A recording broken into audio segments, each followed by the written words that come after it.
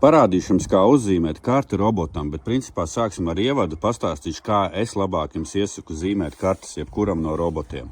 Tātad pirmais, ko mēs darīsim, mēs ņemsim tagad robotu, iesim tā kā džostiku pa teritoriju un iezīmēsim to pirmo karti. Protams, šitie visi ir gudrie roboti, un ja jums ir žoks, vārti, jūs varat vienkārši palaist gudrajā režīmā, viņš pats ar kamerā redz, kur ir bruģis, viņš tur ies apkārt un kaut kā darīsies. Bet es tomēr iesaku izdarīt to manuāli. Ko mēs darīsim? Mēs paņemsim to karti kā džostiku, uzspiedīsim sākt, un tagad es iešu aptuveni gar bruģi.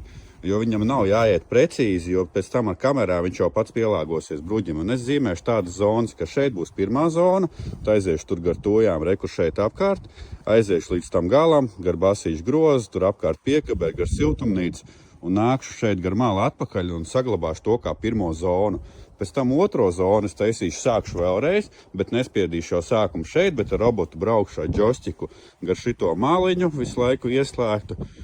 Un šajā mirklī es piespiedīšu sākt otro zonu un sākšu zīmēt šeit gar malu, te apkārt, jo, teiksim, ja jūs paši manuāli neuzzīmēsiet to zonu, viņš līdīs šeit iekšā un mēģinās pļaut te visur apkārt, jo viņš domās, ka te varbūt būs vai ir zāle, un es nezinu, kā kurš robots cits varbūt sapratīs, ka tā nav zāles zona.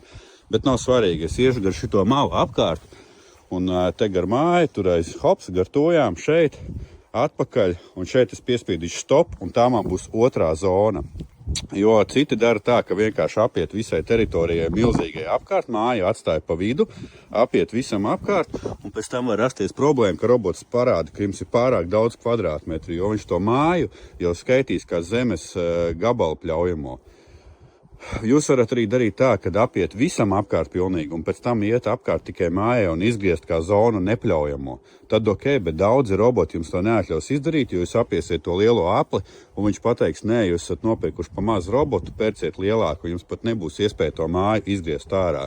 Tie ir mazi daži padomi, rakstiet komentāriem, ja vēl kaut kas interesē. Un es sev uzstādāju Secret Tron, jo man patīk, ka viņam ir izvelkamā baterija, un uz ziemu var ienest mājā to. Līdz ar to es domāju, ka robotiem vājākā vieta iespējams būs baterija nākotnē, un ja viņi ir iebūvēti, tas var radīt kaut kāds sarežģījums, jo šajā mirklī, jebkurā mirklī var nopirkt vēl vienu bateriju klāt.